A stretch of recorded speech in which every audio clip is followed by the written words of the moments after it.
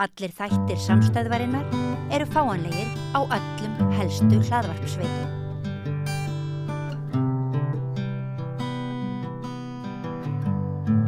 Þá komið að tónlist hérna við Rauðaborðið. Margir mun eftir myndinni Rock í Reykjavík sem er svona merkir svona ákveðið tímabil í sögunni, svona síðpönkið eiginlega. Mörgu þykir vænt þá mynd.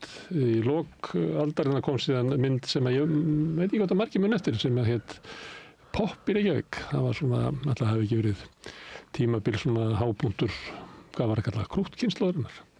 En núna komin svona önnur mynd, ég veit ekki hvort að Árni Sveins leikstjóri, þú viljið tengja þetta eitthvað þessum myndum. Goth í Reykjavík.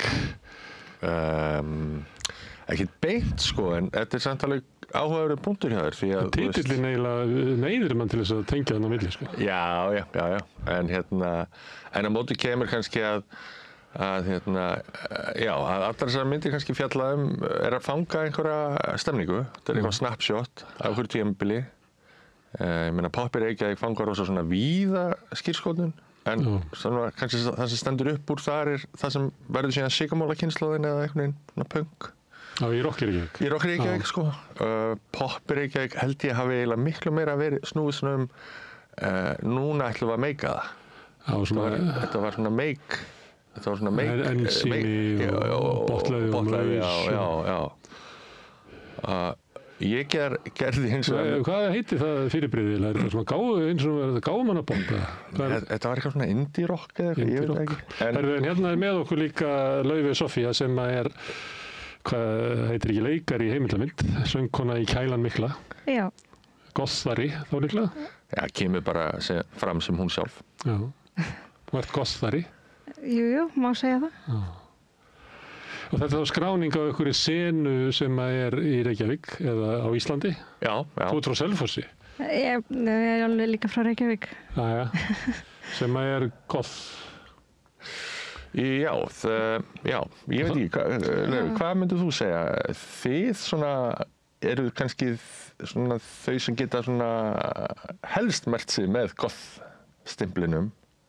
Já, ég held að þetta sé alveg vítt hugtak, svo sem, en svona öll böndin í þessari myndi ég segja væri alveg með goth, Svona goth element. Já. Þá stundu spyr ég eins og barn, en núna spyr ég eins og gamall maður. Hvað er goth? Það er ansi margt. Mikið. Er það tónlistarstefna? Er það lífstíll? Bara svona... Hugmyndakerfi? Vibe, hvað segir maður? Stemming. Já.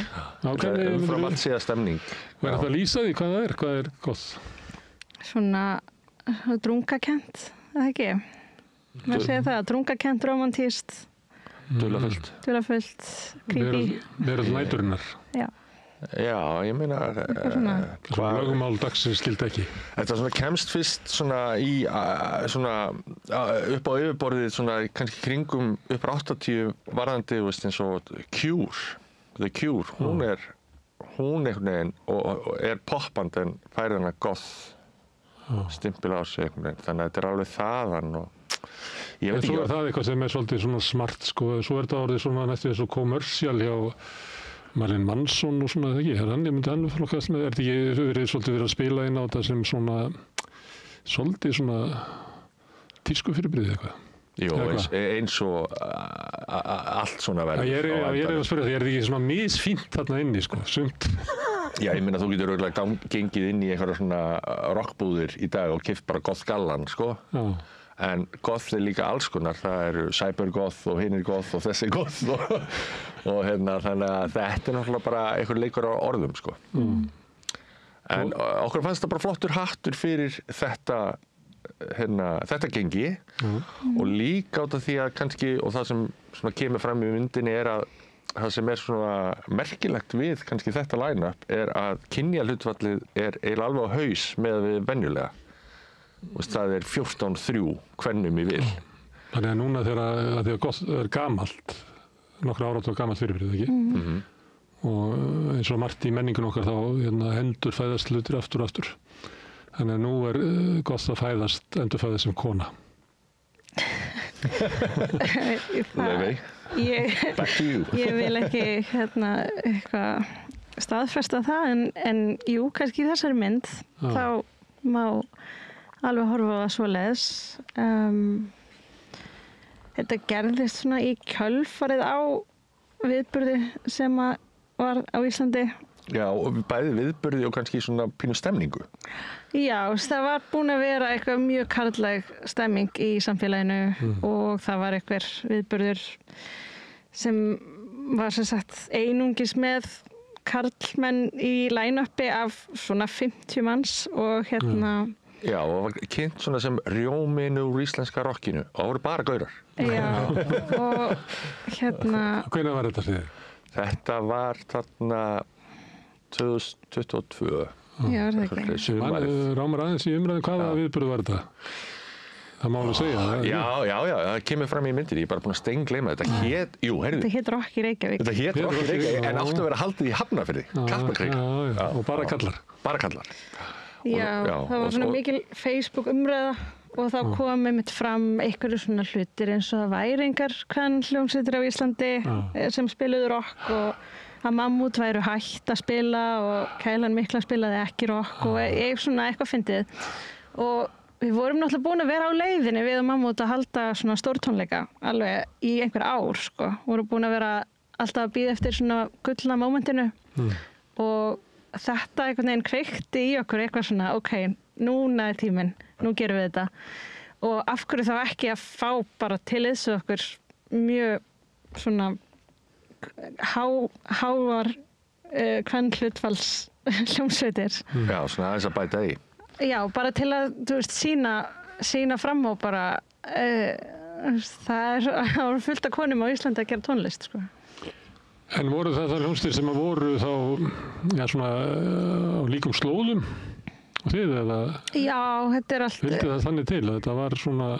Við bara töluðum við hljómsveitir sem okkur fannst passa inn í svona line-up, svona goth í Reykjavík line-up. En samt alls ekkert svona einleitt, sko. Nei, við vildum alveg, þetta fer alveg út í punk og alls konar svona, alls konar áttir, myndi ég segja. Við vildum ekki, það er líka svo leiðilegt að fara á tónleika þegar allt hljómar eins. Já, svona einhverja einstefnu, já. En já, þannig að við fengum vind af þessu, ég og Andri Freyr Viðarsson, sem var svona minn makkar í þessu, hann var svona framkvæmdastjórinn og saman viðtölin. Og þetta gerist bara mjög hratt, því að það er einhvern veginn að plotta þetta, við fréttum að því og fengum bara þessa hugmynd að þetta væri eitthvað svona áhugaverð áhugavert plott eða svona atburður í gangi sem okkur finnist gaman að skrásetja. Og reyndist svo vera? Já, alveg hygglust, en líka var mjög fyndið út af því að... Það voru að spyrja heimild að kvikmyndagerðarmenn af því, kannski lendir maður ekkert yfir því að þarna er spennandi efni sem að reynir svo bara ekkert vera spennandi. Já, ég meina, ég hef alveg startað fullt af verkefnum sem hafa ekki farið neitt, sko. Þetta var gott. Já, þetta var bara mjög ánægilegt og líka út af því að RÚV, þau komið strax borð og bökkuðu okkur upp, þannig að við gátum skotið tónleikana og gert þetta svona almennilega. Og og því að hún var unnið mjög hratt, hún var bara skotin innan við viku og við vildum líka gera grein fyrir bara svona stússinu, allt frá því að þurfa að æfa prógramið, hengja plaggutinn, bóka allt þetta sem svona bönd, bara það er skemmtilegt puð, sko. Og hafa það og svo líka bara öll þessi bönd eiga sér svo ólíka sögur og kannski eru pínu svona, hafa ekki kannski fengið þá athygli fyrir utan náttúrulega Mammút eða eitthvað, en svona hafi kannski eins og Kælan spilar meira erlendis heldur en á Íslandi og það fengið þá athygli að því að þetta eru stelpur eða hvað? Já, eða hvað segir þú, Laufey? Nei, er það ekki, ég held að sé bara, íslenska tónlistarsennan er alltaf í einhverju elítu og það er bara sumir einhvern veginn falla út fyrir þennan ramma. Já, það er kannski svona ákveðin tónlist svona, eða það er margir genera í því, það er hip-hopið og það er popið og svona kannski sem fá meiri útvarpsspilun og ég veit ekki, eitthvað svona, en það er náttúrulega koma úr grasrótinni, þannig að þær eru þar að leiðandi kannski ekki á Já, þetta einhvern veginn, okkur tókst að springa út, þú veist, á svona popskala úti, en á Íslandi það einhvern veginn festust við bara í grassrútinni. Já, popskalinn fyrir þeirra tónlist, hann actually til í sérstaklega Evrópu. Og Ameríku, myndi ég segja. Já, Bandaríkjunum og bara hér þar. En ekki til hér, af því að þetta of, lítið samfélag. Þröng músík. Á frekar heima í milljónasamfélagum. Það út af því? Það gæti verið. En mér sýnist þetta Við erum alltaf 10 árum eftir á, þannig að kannski það bara eftir 10 ár. Mér sýnist þetta vera að breytast, sko. Ég að sjá bara endalausan vöxt í, sko, goth, bara tísku og tónleikahaldið á Íslandi núna og svona unga kynslóðin. Ég alltaf að sjá bara einhverja gothara út á götu núna. Ég að vona að þetta sé bara að koma aftur inn. Ég náttúrulega gamall döðuróskrakki og jú, það var svona döðuróksbylgja hjá úlingunum. Ertu ekki búin að vera að sjá þetta? Jú, en ég að meina allir það eru gotharar í MH. Já, en ég að meina núna döðurók bara pínu mainstream, sko, 30 árum síðar, sko. Þannig að þetta alltaf bara, svona hlutir þurfa að taka sér pláss og það tekur bara alltaf einhverja kynslóðir fyrir það, sko. Þannig að Laufey getur spilað erlendis og ekki athygli þar, en þú voru að bíða í svona 30 ár þókvæmlega. Það væsi nú ekkert hana, hún að fara sko á föstudaginn til Benidorm að spila, sko. Segðu mig frá hljómsveitinni, Kælan mikla. Já, við erum sem sagt... Hvað heitir þetta Kælan mikla? Það var bara eitthvað, það er úr Múmínálfunum, þetta var eitthvað flippnafn sem við gerðum þegar við vorum 18 ára, sko. En við erum sem sagt 3, ég, Sólveig Matthildur og Margrét Rósa og við höfum verið samanlegin frá upphafi byrjuðum sem svona punksveit, vorum bara öskur, trommur og bassi. Svo breyttum við, núna er þetta miklu melodískara, það eru synþar og svona prógrammera trommur og ennþá bassi, söngur en svona stefnan er alltaf á einhverju flakki, sko. Við erum búin að fara yfir allar tónlistastefnunnar örugglega í gegnum þessar 5 plötur sem við erum búin að gera. Á hvað mörgum árum? Á 12 árum. Já. Og erum núna að vinna í sem sagt 7. plötun okkar og já, það bara mjög spennandi. Þetta alltaf, sko, alltaf nýtt sound en alltaf með smá sama goth ívavinnu, sko. Svona kjarninn helst. Goth grunnurinn. Já. En þú sagðir að tónlistarsennan væri svolítið svona klíka sem væri bara inni og þið hafi dinglað þarna fyrir utan einhvern veginn. Hvernig búin að vera í 12 ár?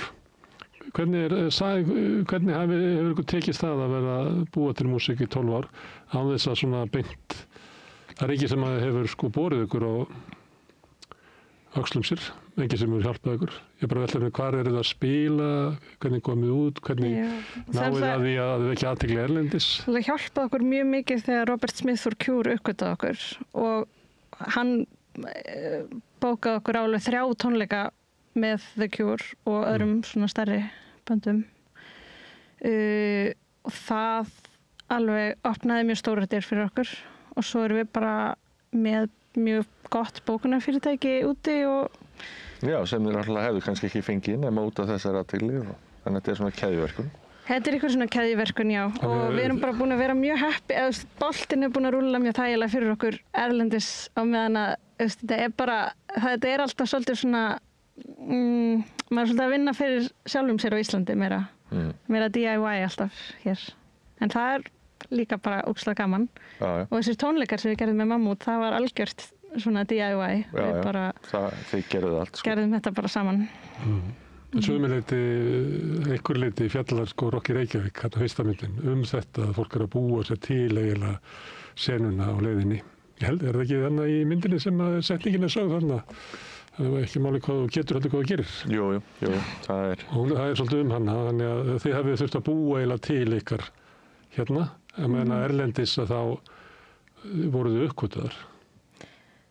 Já, við unnum alveg fyrir því fyrst, sko. Fórum að marga erfiða túra fyrst. Það þurfti alveg að túra í lestum með plastboka og svona. Já, þetta er aðeins byrjað að vera betra, en það tók tíma, sko. Já. Ég held að Grikkir til þess forna hafi sagt að þú leggur þig fram og reynir að skapa þér sko þína framtíð, en þú þarf líka að vera heppinn. Þannig að þið hefði einhver leyti verið heppinn að reka á fjörur áhrifamanns sem gæti opnað dyr fyrir ykkur. Já, ég meina, það má alveg fara það inn í jöfnuna sko, en heppni er alltaf mjög óskilgreint atriði sko. Hann hefði kannski...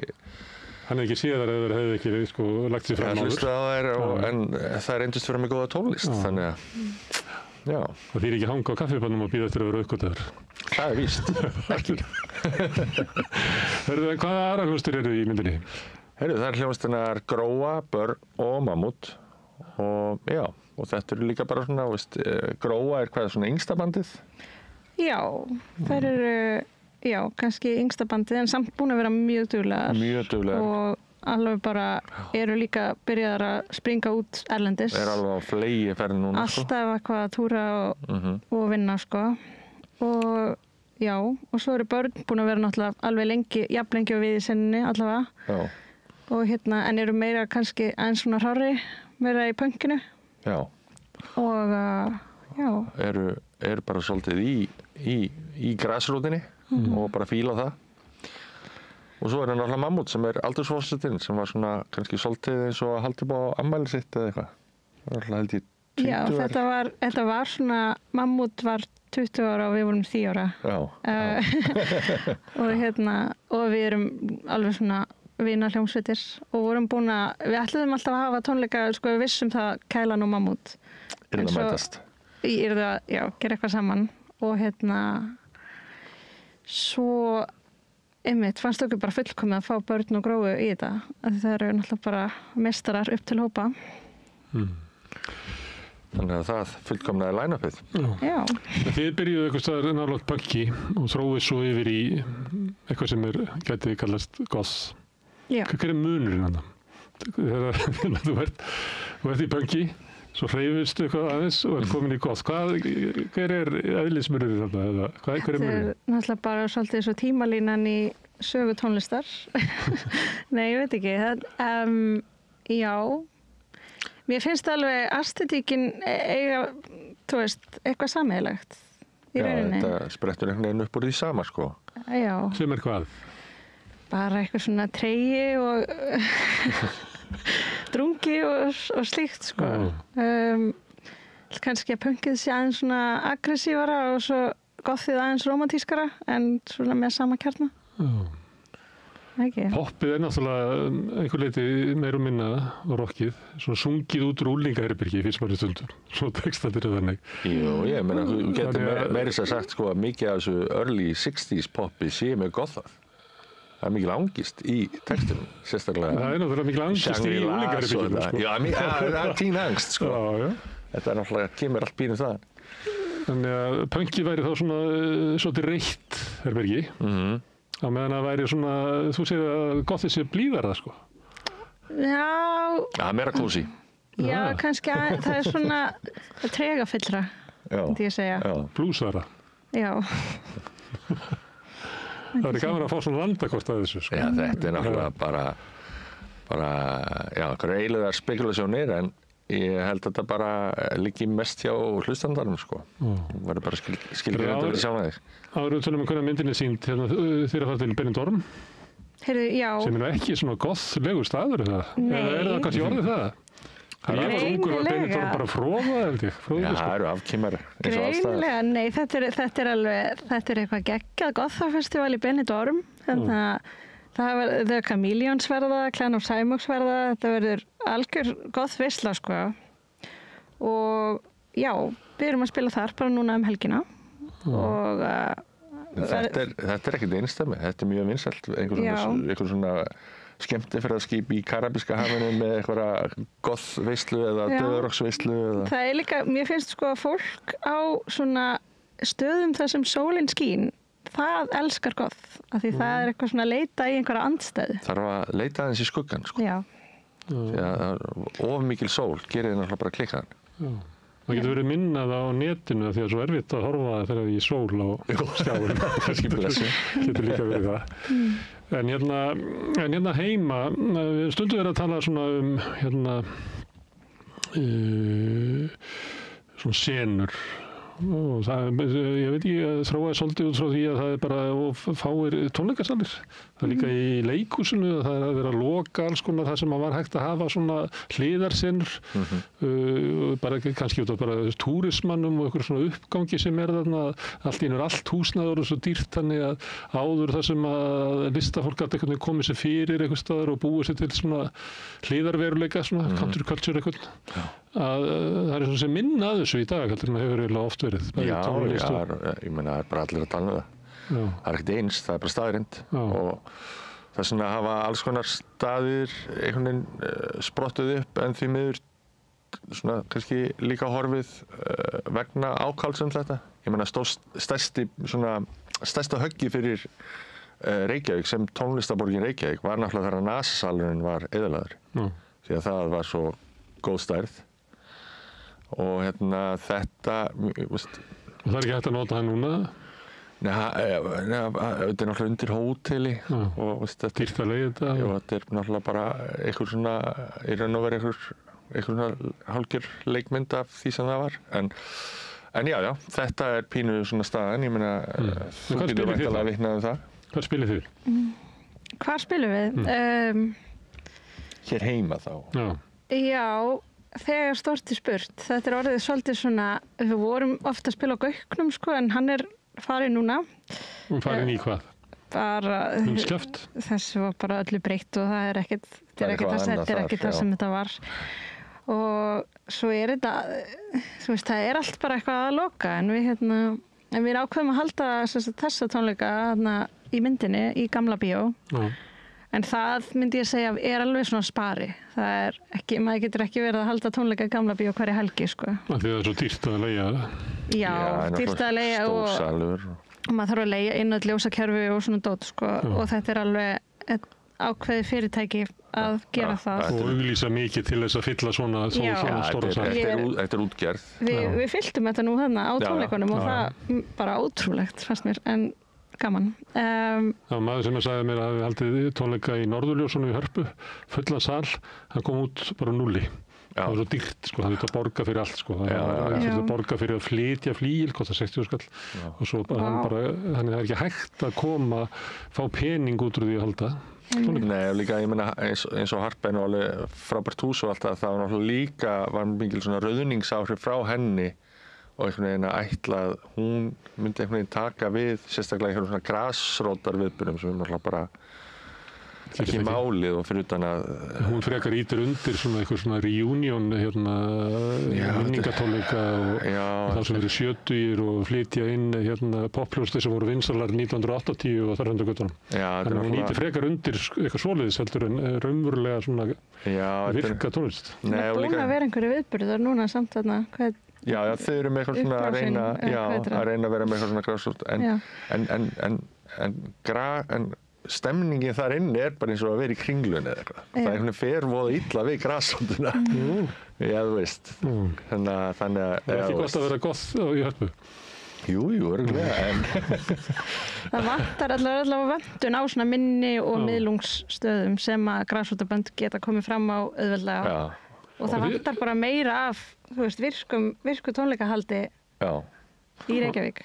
Og ekki gleyma því að staðinir, þeir eru líka stemning. Það er allt annað að sjá hljómsveit í sínu náttúrulega umhverfi. Já, segjum það. Gaugurinn er farinn og þið getið svona spari verið í Gamla bíói. Hvað er annars þar? Það er náttúrulega Iðnó líka. Iðnó er mjög fínn staður en það er líka alveg smá fyrirtæki að halda tónleika þar.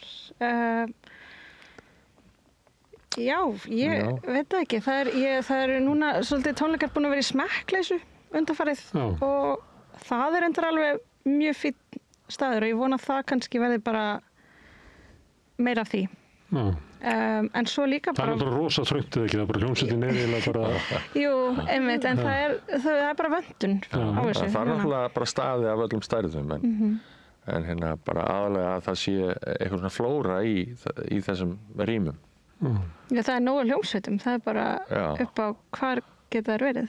Já, sko, ég náttúrulega gert margar svona tónlistartengda myndir og ég gerði til dæmis eina mynd sem heitir Backyard, hún kom út 2010, sem það fyrir 15 árum síðan og það var svona í kjölfar hrunsins, hún tekin upp 2009 minnir mig og á þeim tíma þá var allt morandi í stöðum og plásum.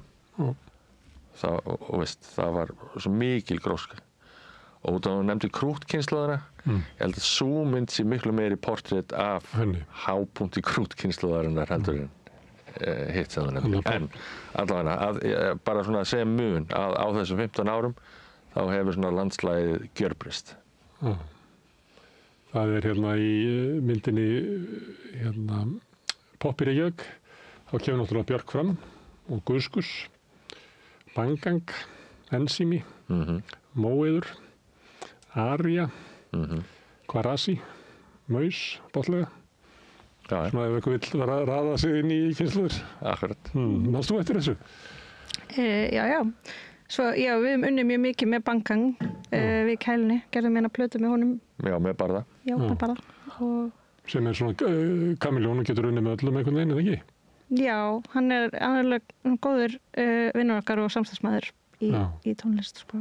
En svo, jú, ég þekki allir þessu band, sko, að ég ólst upp svona í kringum þetta.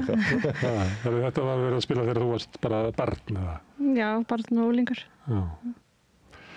Herðu, en myndin, hún verður sýnd á RÚV, en það verður forsýning. Já, hún er á dagskrá annan í Hvítasunnu, sem er mánudaginn 9. En við ætlum að halda smá forsýningu núna á 5. kl. 7. Og það er bara ókeypis inn og öllum boðið. Já, þetta er bara boðs, þetta er bara meðan húsrúm leyfir. Við erum bara að kickstarta í Bíóparadís. Við erum bara að kickstarta Hvítasunni hérna í bænum. Þau eru séð myndina? Ég hef séð hana einu sinni, en það er langt síðan, af því að það eru náttúrulega komin 3 ár síðan við gerðum þetta, þannig... Já, hún var kláruð þannig að janúar eftir þetta, já, hún var kláruð 23.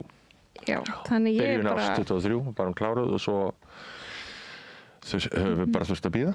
Ég er bara mjög spennt að sjá þetta aftur og svona endur upplifa þessa tónleika. Og er þetta ekki svona 2/3 bara tónleikar og 1/3 eitthvað spjall? Nei, og bara þetta er bara svona, já, sambland af því að heyra sögur hljómsveitana og upplifa þetta stús og jú, tónleikarnir sjálfa í einhverjum hlutföllum. Ég veit það ekki. Svona myndir eru oft allavega hitti. Það er maður að vera í bíóinu og er bara á tónleikum svona. Já, maður er að hlusta á sögu en síðan eru sko, lögin er ekki klippt, þau eru ekki í bakgrunni. Nei, minna að vera að gefa lögunum sem þú velur eitthvað respekt, sko. Ef þól ekki þetta, þá... Þannig að það er áhugavert fyrir þá sem að vilja kíkja á gossennuna sem að er erfitt að hitta því að staðirnir loka og það verður alltaf erfiðar að rata á tónleika. Já, ég vona bara að komi sem flestir á 5. og þeir sem komast ekki kíkja á RÚV. Þeir geta hort á hana á mánudagskvöldið eða bara átt hana inni og hort á hana í sumar, í blíðunni. Herðu, Árni og Laufey, takk fyrir að koma hingað. Bara takk hérlega fyrir okkur. Segja okkur frá þessari mynd og þessari senu í Reykjavík fyrst og fremst. Já. Vistu við. Takk. En þetta eru lokin á Rauða borðinu í kvöld. Ég þakka öllum gestum sem hingað komið og Birni og Sigurjóni og Oddníu sem hafa verið með viðtalið. Ég þakka Laufeyju Líndal fyrir að taka upp og senda út og ykkur þakka þið fyrir að hlusta og breyta þessu samtali í fjölmiðlum. Minni á að þið hafið byggt upp samstöðuna, byggt upp dreifikerfið með að segja vinum á vandamennu frá efni sem ykkur líkar hérna, sagt frá því að segja að finna okkur á Facebook og YouTube og öllum hraðarsveitum í útvarpinu á Stór-Höfuðborgarsvæðinu 89,1 en það má líka sækja þar útvarpsendingar á spilarann. Spilarinn er á netinu, spilarinn.is en spilar líka app sem að mann hlaða niður í síman og hlusta á samstöðuna allar íslenskar útvarpsstöðvar, hvað sem er í heiminum. Svo erum við komin í sjónvarpið til þeirra sem er svo heppin að skipta við síman, þar er við námið 5 á fjárstýringunni. Það sem að drífur samstöðuna þó fyrst og fremst áfram er sá hluti áhorfenda og áheyrenda sem hafa gerst áskrifendur. Þú getur slegist í þennan hóp og tryggt það að samstöðinni lifi og dafni með því að fara inn á samstöð.is, þar er hnappur sem ástendur áskrift. Þar getur skráðið fyrir eru það 750 krónur sem grunnafskriftin sem mér það sé lágt verð með það efni sem við búum hérna til. En þú mátt borga meira og þeir sem kjósa getur látið afskriftina renna sem félagsgjöldin í Alþýðufélagið og það Alþýðufélagið sem á og rekur samstöðuna. Þetta fjölmiðill í eigu ykkar áhorfendur góðir. En þetta komið gott í bili, ég segi góða nótt og svo sjáumst við aftur hérna morgun kl. 8 þegar rauðaborðið hefst að 9. Segðu það á Samstöðinni. Samstöðin í eigu hlustenda, áhorfenda og lesenda. Sláist í hópinn og gerist áskrifendur.